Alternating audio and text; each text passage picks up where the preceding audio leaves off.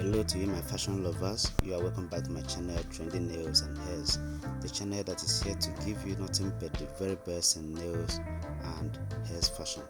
So if you are seeing this channel for the very first time, I urge you to stick around by subscribing to my channel, and as you do that, do not forget to turn on your bell notification so that you will always get notified as soon as a new video is dropped down in this channel.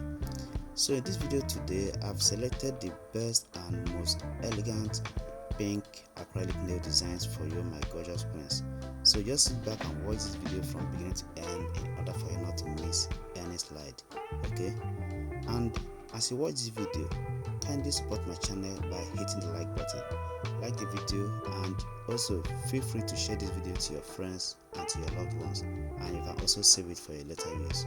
I also say a very big thank you to my returning viewers who are always here watching my videos from beginning to end and also engaging.